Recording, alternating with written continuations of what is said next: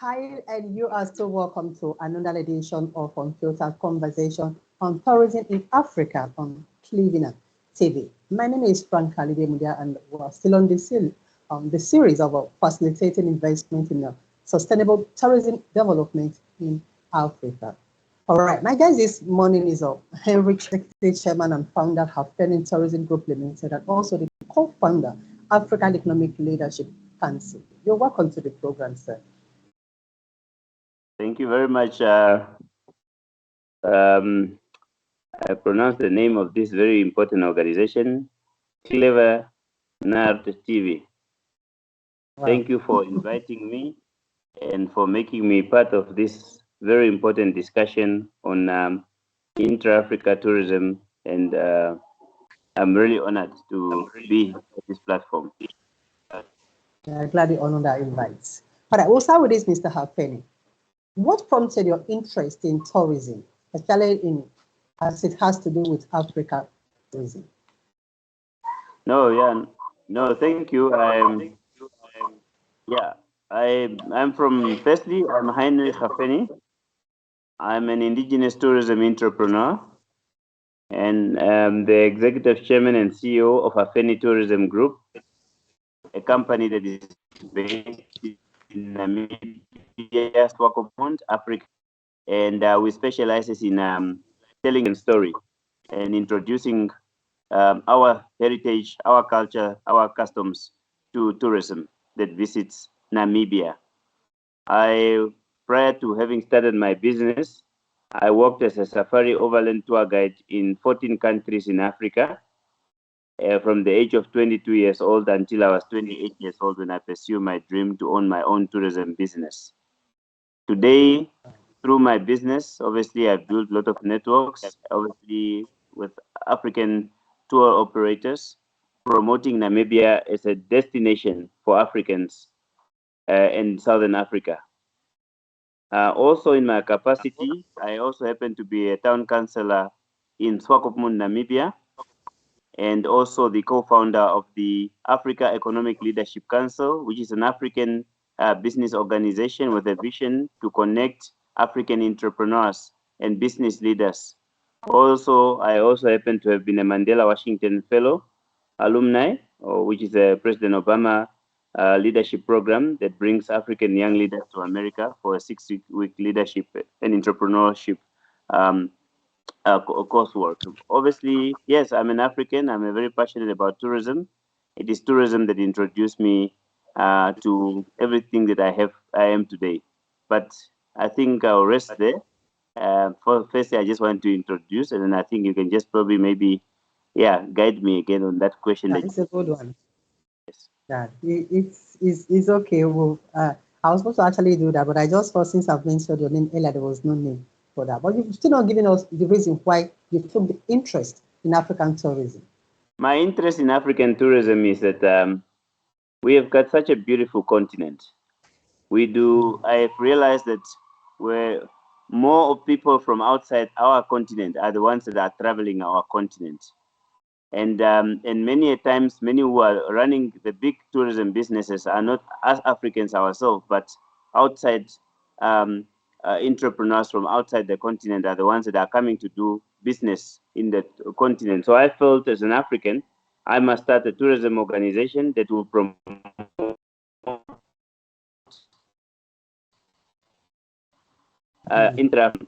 inspire Africans to travel. I mean, if you look at the demographics of Africans traveling Africa, we have a very low margin. And I think Hafeni Tourism Group was wanted to create to be part and parcel of an organization that complements the Africa we want in terms of enhancing intra-Africa tourism in the continent. But anyway, the passion is just that we've got such a beautiful continent. I told you earlier, I work in 14 African countries as a safari guide, and I've never seen many Africans traveling Africa. But I do know through my experience, 11 years now, that many Africans want to know about Namibia. They want to know about Angola. They want to know about Zambia, but there's not much promotion of those countries. So I think, and then also with in terms of job creation and poverty alleviation, I've always believed that tourism is the most powerful weapon or organ or sector that can change a lot of Africa's problems if many of Africans can participate in it. In that regard, yes. So we have packages that is obviously, yeah, promoting our story through a Hafeni Tourism Group. All right. Now you are an industrial expert. So how do you rate the level of tourism development in Africa? Do you think we've done enough, or are there still things that needs to be put in place? I think a couple of days ago, I was part of the Africa Youth in Tourism Innovation Summit. It was hosted by Africa Tourism Partners, Mr. Kwake Donkor, who's the founder of this organization. At this juncture, which was in Swakopmund, Namibia, which ended actually today, we had many entrepreneurs from as far as Ghana, Tanzania, Uganda, Kenya, to name a few. And the discussion from most of these entrepreneurs from the African continent, they are saying that they are looking for cooperation with African tour operators to be able to package African destinations for Africans. And in terms of development and governments, obviously, it is down to governments, obviously, to promote this. Obviously, I think it can never be a success because we are, as African travelers in our own continent, by visas. Many visas are being asked of us to travel. I can mention, for instance, I want to go to Cameroon. I need a visa to go to Cameroon. Those were the discussions. Is that, are we advancing the conversation of intra-Africa trade? We are saying that we want to double or triple the number of current arrivals in intra-Africa travel, but we are again hampered. So we have now policy, government, ministry, home affairs, or an AU discussing the barrier that African tour operators are facing and African travelers are facing because issues. And then also, we also discuss the immigration. When Africans are coming to a destination, you are treated like you are already in your own type of governments that there's drastic changes must be made if we are to make significant efforts in enhancing intra-Africa tourism, and also which we know that once we do it, it can be able to really be the most powerful and successful in the sector in enhancing Africa prosperity. So that if I heard you well, you just made mention of the hindrances hindering the development of tourism in Africa, right? And then you did make mention of the role of the governments, okay, role that the governments can play in making sure that things are done properly and then well facilitated. Let's be specific now and then let's itemize this. What role do you think the government or the African government should be playing in regards to tourism development in Africa? No, thank you. I think the role government, tourism, I think maybe we must get a minister of tourism, but again, I think it's down to the government sitting together and discussing. We need to get rid of the visas. Number one, I think it will be the first conversation that we want to. That must be. I think we are discussing it. It has been addressed, but I think there is still a need in terms of the discussion of like the development of enhancement of Africa tourism acceleration. That is one. The other one is also education and awareness. Our people, if never, governments must come up with robust programs to educate and create awareness to our people from Africa and the opportunities in tourism. Our people, because tourism was never ours, it was never, we thought that we can also participate. We were only told in New York, and all those other outside Africa destinations. Exactly. So I think if we are to be serious, it is a seriousness of governments making it there, taking ownership to say Benin, Namibia, Ghana. I know that other countries have already. We can make an example of Mauritius. Mauritius is making its GDP is from contribution is from tourism, and many other countries outside. But we want to be able to make sure that we have a GDP contribution that is actually, like we can see there's numbers of like. But again, when we talk about government, what is the role they need to do? When we want to attract tourism, there is also the component of crime, safety. Exactly. We talked about this already. There's also the elements, and there's also the educating. I talk about education. The education is that we must protect the tourists that are coming here. We must make these tourists happy. But that is now the role of government sensitizing the rest of the African government or the AU playing tourism commissioner playing a role to say that let us get to Addis Ababa. We want to make sure because if we, as I've mentioned before, the visa eradicating visa because as Africans traveling in Africa, we are really like strangers in our own continent. We are treated by our own Africans. And I think is that agreement. And I'm very passionate about tourism, and I know Africa we can do better. And if you remember correctly, the enhancement of trade among Africa currently, the 50 for African countries talks about enhancement of trade among Africans. The current statistic, which is 20% or less than 20%. Why are we? Because there was not anything that was done continent. And I think if you remember correctly, 2021, the Secretariat, the Continental Free Trade came into effect, into force, into operation. So I want to be able to say that the discussion we are having now, there's a new dawn for the continent. But again, in my last contribution is just to say that since government must sensitize, must be able to have a clear blueprint if they are, or each government in Africa, to make it more attractive. If I want to go to Ghana, I know that I can be treated like a king in Ghana, not below or in Cameroon or in Trinidad or any other destination that we can go to. Yeah. Exactly. It's all right. But before we start talking about the government, let's also look at it in the other way. All right. Now, before you don't even just the government, you as an individual, before you invest in any particular project, you have to know that there is viability in that project. All right. Yes. So if the government is coming in there themselves has to be aware and convinced that whatever they are investing on poses an improvement on the society or on the state or country which they govern. All right. Now, do you see investment? Do you see investment in tourism? All right, as solving the twin problem of unemployment and poverty in Africa? Because definitely that's what we are driving at with this interview.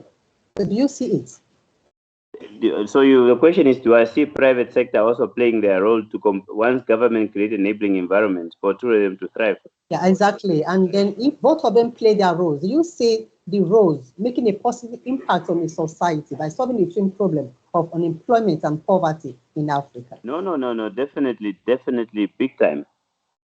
Once the role of government is to create an enabling environment for prosperity, right? Once prosperity is there, private sector will thrive, will take advantage of the opportunities provided.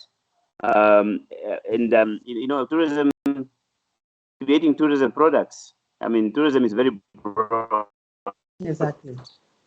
You know, um, the poverty, the unemployment that we are talking about will not exist if government, private sector. But because again, we cannot always say government part. But now private sector and will not do their part. I think that we are not moving. Something is totally fundamentally wrong. So I think the question is the request is government is enabling environment. So it's now the onus is now, and I'm in South Africa right now, and I could see that private sector is thriving. Tourism I'm here at a resort, very beautiful resort. I can see behind it. I think it's a sanctuary, yeah. Yeah. And very clean, very beautiful. People want to come here. They are getting married here. And just imagine wherever you in your village, for instance, cultural tourism is a very big. Before it was never rated as a tourism that is, that the tourists want. But Africans want to eat local food. Africans want to stay in other African communities. So it's not anymore the high end. There's now tourists, the current tourists are looking to go off the beaten track. So there is opportunities to turn our villages into top attractive destinations where obviously you're looking at tourism routes, where tourism routes are, and all of our people, because government has now created enabling environments for tourists to enjoy that destination. So, and then I think there's a lot of products that can be created because I can tell you, I started off doing township tours, community village tours in Namibia in 2011, and I knew that that was my entry to get into tourism. Later on, I built a guest house. Later on, I started doing tours to national parks to visit the wildlife and to the highlights. So everybody can start somewhere and telling their story of where they are. So again, I think to answer your question is that yes, I totally do believe that once we as private sector and sit together with the government, we can really make Africa a sustainable tourism destination that touches many people from all walks of life. All right, now let's take a look at the constraints, all right? The constraints. You've been in the profession for quite a while and you encountered one of things. So constraints as regards your work and all that. What are the constraints to the growth of tourism in Africa? Now you mentioned very well. Everybody says access to funding, awareness. There is a need for education. I make an example again. When I started I said I want to be an entrepreneur in the tourism sector, but I did not have the awareness and the training. So there is a need for the education institutions to train aspiring tourism entrepreneur in Africa. That's very important. I came from a Namibian government-sponsored previous disadvantaged Namibian uh, um, program. It was done deliberately because Namibia was a former colony of South Africa. So only 1990 we gained independence. So the economy, with the economic inequality, and the economy is run by white Namibians are in charge of the economy. Obviously, the masses are behind in terms of, but the government wants, when they realize that tourism is the biggest sector that can also, there's inequality in the tourism sector. And then obviously we were now trained, or it's called tourism and new venture creations. Yeah, and that is the course that we did. So there is an element of education. At the same time, aspiring entrepreneurs in tourism sector in Africa do not know how to package or how to design a brochure or how to use digital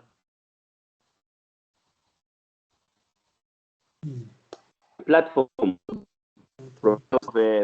We cannot talk about, yes, now this enabling environment, private sector. Those grassroots emerging aspiring entrepreneurs will need to go through education. We need to strengthen our education institution in Africa that will train the future tourism entrepreneurs in different localities in Africa. I think that is number one, very important. And I think the other one is just that and then obviously creating the creation of tourism expositions or destination management expos is also very helpful because those who do not know will go to this platform. So there's also an encouragement where government can play a role through the tourism boards to invite people from those countries to go to the exhibition like ITB, for instance, in Berlin, or to Indaba in South Africa, or to in Spain in Madrid for the world travel market. Those are the exposure. They don't go to these other platforms or go through to your diaspora TV here. Nobody will be known. So another significant part is the marketing. And if you do not have a market, you will not have business. And that's not just because you are from the village in Malabo. You grow up in Malabo and you automatically come and say you start a tourism business and you just stay in Malabo, but you don't go to tourism conferences. You don't go to tourism training. And so our ability to win on this quest to be able to make Africans traveling Africa, Africans producing programs, tourism programs, it will be our work will be a bit limited in that quest, in that narrative.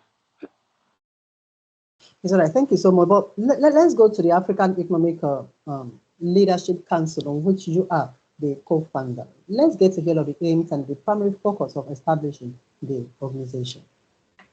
No, thank you. The Africa Economic Leadership Council was actually inspired by the Mandela Washington Fellowship Young African Leaders Initiative. Obviously, I'm an alumni, and my co-founder is also an alumni. Obviously, having been in Washington, we were blessed to actually be to have a vast network of really smart, very intelligent, and from deep African leaders and entrepreneurs and professionals from across the country as a result of that fellowship. I think the idea came and says when we go back to Africa, we will create a platform that will bring together Africa in this network that we have amassed and come up with an institution that we will call Africa Economic Leadership Council, which is a forum for African entrepreneurs, not just from the Mandela Fellowship, but for other cohorts. Remember, as Africans, we go to, and the diaspora, we wanted to create a platform, and I think our vision as founders, we say, World Economic Forum is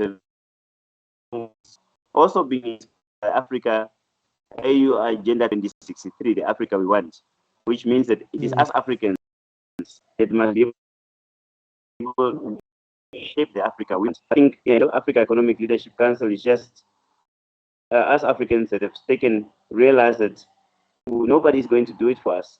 Through this platform, we want to enhance economic leadership and connect. And since we are now part of the signatory of the AFSTA, so okay, that's a good opportunity for us to now. Our aim and objective is to have events in different locations in Africa, conferences, investment, investment awareness, or like through exhibitions and all those platforms, like they do it around the world.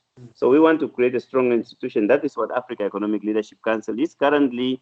Since our inception in 2021, we're fortunate to have had the Secretary General of the Continental Free Trade, Wamkele Mene, coming to our launch in Namibia.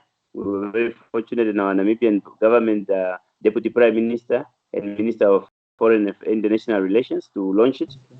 And since our inception, we have since launched South Africa, and we've done 2 major events. So we're actually running our 5th event now since our inception that will happen in Swakopmund, Namibia.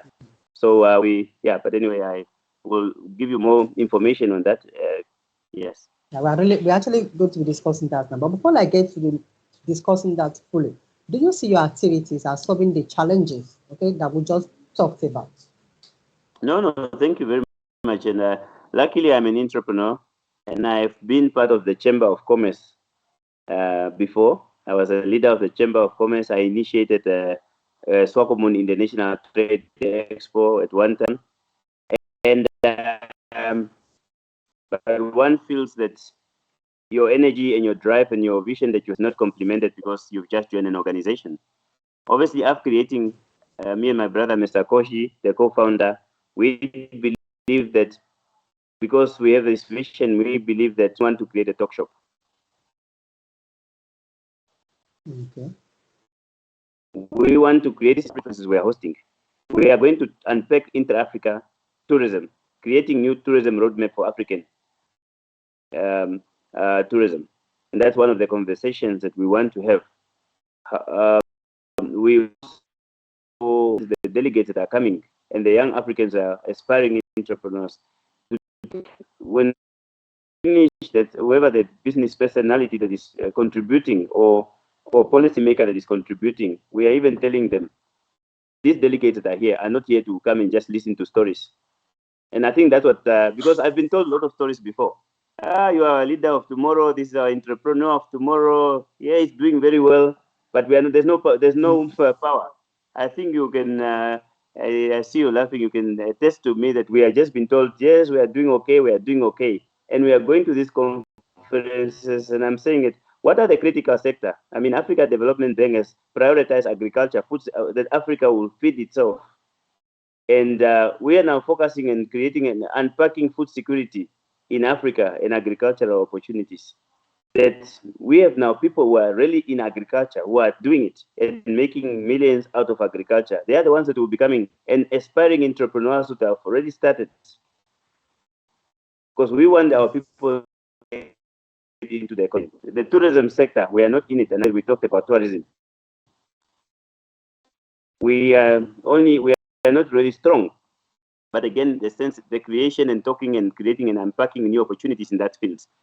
Oil and gas is something that Namibia has just discovered. Oil and gas, oil, and we also have gas. But oil, in the next 4 to 5 years, this oil will be started to be produced. So we want to prepare our delegates that are coming. We have invited the oil minister of mines and oil to come and tell, and then the government oil company that is in charge of oil to come and tell our entrepreneurs to prepare themselves 4 years from now what they must do to prepare themselves. So I think, having been in an exhibition, I can tell you a lot. There's a lot of our majority of our entrepreneurs are from the grassroots. They have been doing business for a very long time, 10 to 15 years or even 20 years. My mother was selling sweets for many years, but she was very successful. But you think that she only needed the support. But we're now trying to focus on the grassroots economy because we believe that they have never been given a platform to be able to rise. And we want to come back and have this discussion 2 years from now and give you statistics how African Economic Leadership Council is transforming real entrepreneurs, giving, because I feel the pain, because I know if I fail to hold me accountable, to say, Mr. Hafeni, you said in 2 years' time, you will have a good story to tell in terms of you moving entrepreneurs, inspiring entrepreneurs from point A to point B, where B is. Yes. Exactly. It's all right. You actually taking part of giving me parts of the answer to my next question, actually, which is about the program you're having at the end of this month, right? The expo. Yeah. So we'll discuss that now. Now, what are you said one or two things about the features of the expo that you're having. Let's get to hear other features of the expo. What are the participants, the entrepreneurs, stakeholders coming for that event? What are they to expect? The delegates that are coming, we've invited Africa. We call it Discover Namibia Inter-Africa Township and MSME Economy and Africa Business Summit. The word Discover Namibia means that since we are signatory of Africa Trade, Inter-Africa Trade, we're inviting Africans that have never been to Namibia, that want to look for opportunities, investment in Namibia, to come to this conference. So this conference is not a Namibian conference, it's an African conference. At the same time, we will be having the Namibia Investment Promotion Development Board unpacking the investment opportunities in Namibia for Africans. We're going to invite our friends from Botswana, from the investment center, to come and discuss opportunities in Botswana. Because this has never been done before. We even have our local authority, town councils, municipalities that are saying that they don't have investments in their towns. So we make packages for this town council and local authorities in Africa, whether it's Livingston or whether it's Accra city. Come and tell us what is in Accra, what are the opportunities. So we really broad. It says you as an investor, African investor or international investor, at this conference, we know that the people that are at the front to unpack policy or to unpack opportunities do justice to that, and at least know that it's worthwhile going to Namibia. Namibia, our mineral-rich country as well. We have lithium, we have gold, we have diamonds, we have salt, we have many other fishing sector. Obviously, the main economic contributor GDP of our country is mineral resources, which is mostly principal diamonds. We have also the fishing sector. We also have the tourism sector and agriculture. Obviously, we're an arid desert country. Obviously, other countries like Israel has done significant, and even Arab countries, to be able to create food in the middle of the desert. So we are only 2.5 million people, and 2.5 second least densely populated country in the world after Namibia is just arid desert country with so much opportunities for Africans to unpack. We're also looking at about 120 exhibitors, from large to government to corporate and small business micro that we are to have. And on that same day, we'll also be looking at inviting you to this networking gala dinner, celebrating Business Africa on that specific day. So it's a 3-day event. We've done it before last year, at the next level.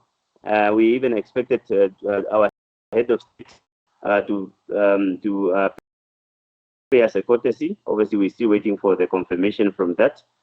We also have a discussion with the African Bank, which is the bank that fund African entrepreneurs. I had a discussion with the chief operating officer who's based in Southern Africa in Zimbabwe, because that's where the office is.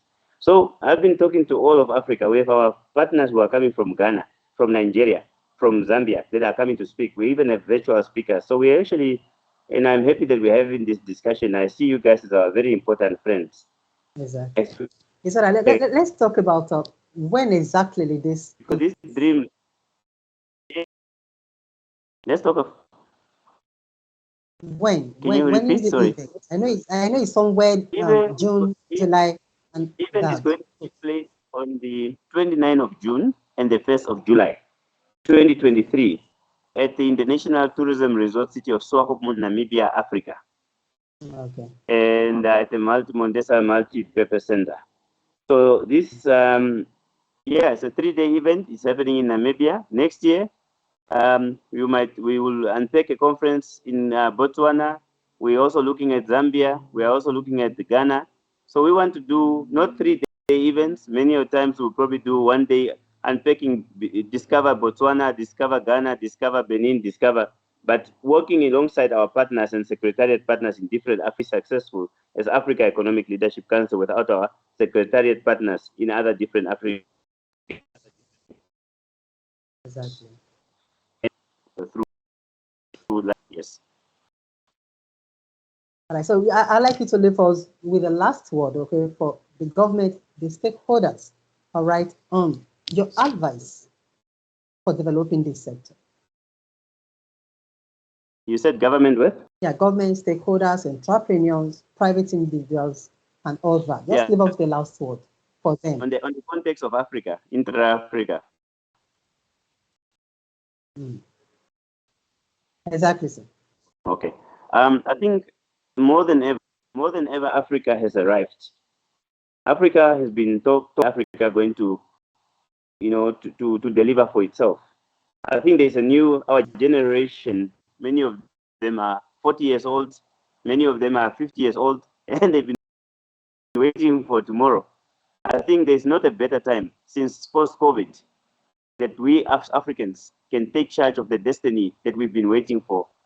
I am very passionate knowing that the right time for Africa to be able to be self-sustainable, stronger economically, and Africans trading with one another, there's not any more better time than now. And I want to encourage my fellow Africans that we must hold hands. The prosperity of the continent that we want is within us, sitting together. We can disagree as normal in a democratic process to build the Africa we want, but that isn't fine. But let us just be strong. Let us hold hands. Let us build our Africa that is ours. Nobody else can do it, but it's us, and create strong institutions. And Africa Economic Leadership Council wants to hold hands and wants to be a success story with you in order to enhance the AU Agenda 2030 and the after increasing the current margin of 18% to even higher margin in the next 5 years. Yes, thank you. All right, thank you so much, Mr. Hafeni. It's been quite educative and informative at the same time. And let's travel Africa, eh? Good one, sir. We open the borders. Exactly. All right, we'll Thank you. draw the curtain here for today until our next edition, where we'll come your way again with another brainstorming section of tourism in Africa development. I remain Franca, hidden there for Cleveland TV. Do have a blessed day.